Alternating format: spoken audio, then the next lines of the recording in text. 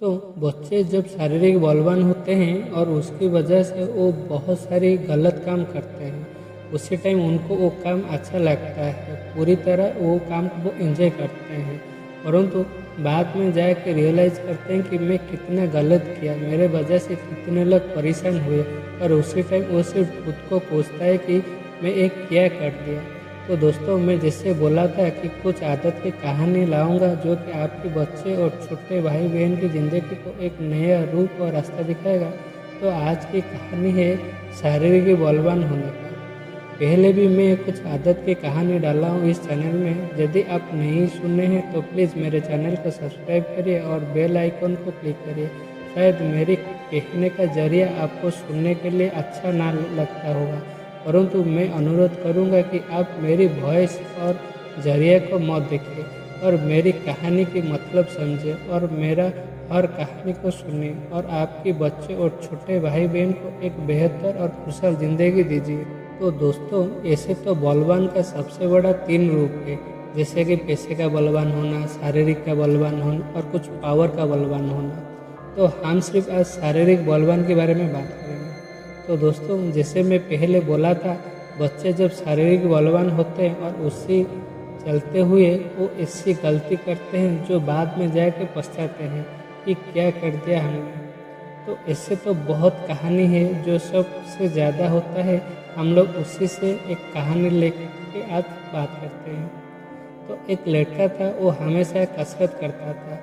वो उसके लाइफ में सिर्फ कसरत ही एक चीज़ है और कुछ नहीं है, ऐसा दीवाना था। परंतु एक कितना दूर सही है आप सोचिए।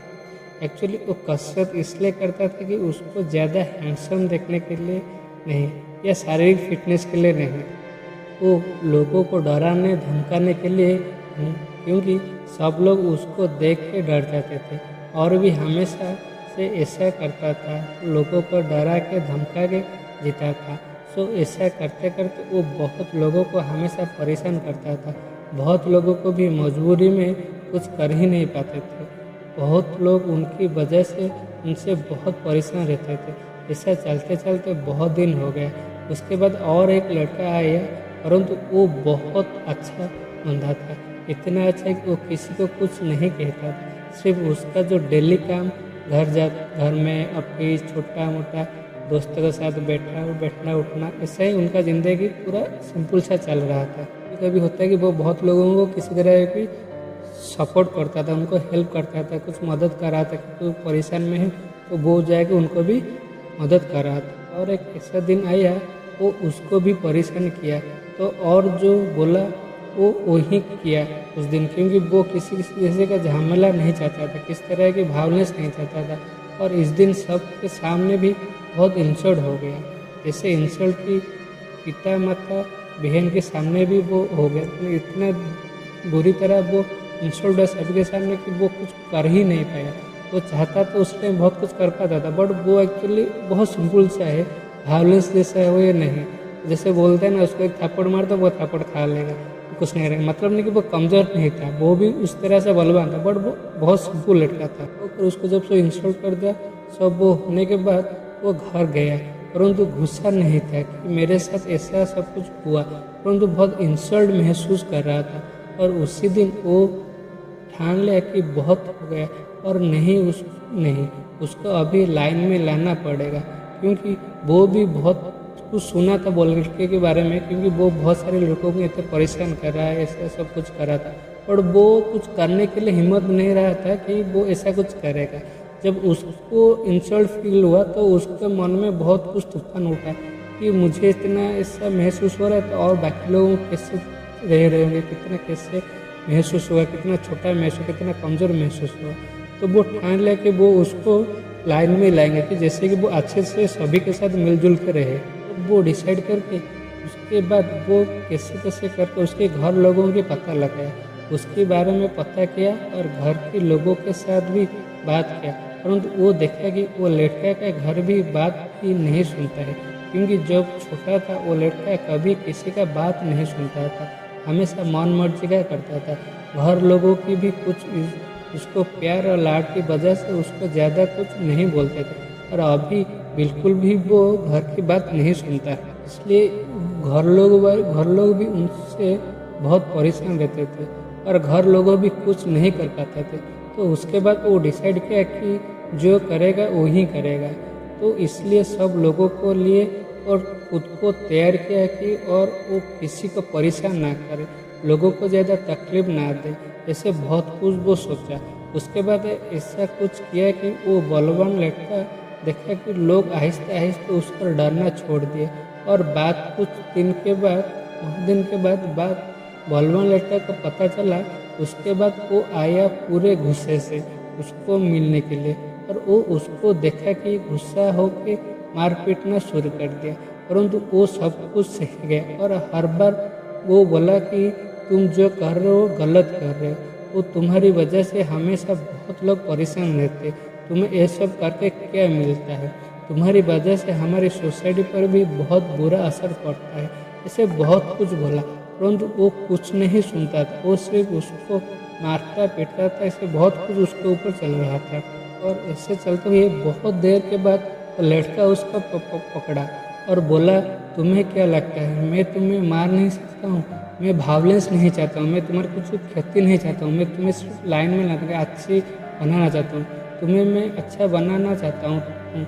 बलवान लड़का भी थोड़ा शौक था अंदर से, क्योंकि इतना मानने के बाद भी वो कैसे सहता है।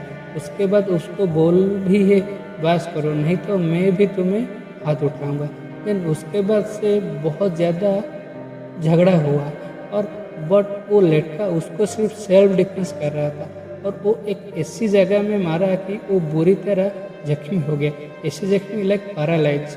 और उसके बाद वो अच्छा लड़का उसको मेडिकल में डाला, ट्रीटमेंट भी किया और उसको घर में भी छोड़ा। उसके बाद वो 2 साल ऐसा पड़ ही रहा बेड पर और उसको एहसास हुआ कि वो कितना गलती कर रहा था वो और उसकी वजह से कितने लोग परेशान रहते थे। जब वो सब कुछ रियलाइज किया खुद को बहुत गुस्सा, खुद के ऊपर भी, और वो सोचा कि मैं क्यों ऐसा बन गया, मैं तो ऐसा नहीं बनना चाहता था। तो दोस्तों कभी खुद को ज़्यादा बलवान मत सोचो। सच बात है कि परमात्मा से कोई भी बलवान नहीं है, परंतु तुम सोचोगे कि मैं बलवान हूँ तो भगवान किसी को न किसी को भेजेंगे जरूर, जो कि तुम्हें बलवान से भी और भी बलवान होगा। जैसे कि आप जानते होंगे रामायण हो या महाभारत हो, उसमें जितने भी बलवान लोग थे वो सब अंतिम में क्या हुआ था आपको पता होगा। और वो सब इसलिए हुआ था कि वो लोग गलत कर रहे थे।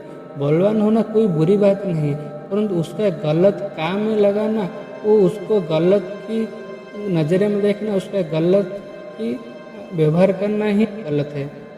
आप बलवान हो आप कुछ कमज़ोर लोगों के साथ दीजिए और उनको हर वो अन्याय करने वाले के सामने खड़ा होकर उनको इंसाफ दो और उनकी ज़िंदगी को सवार।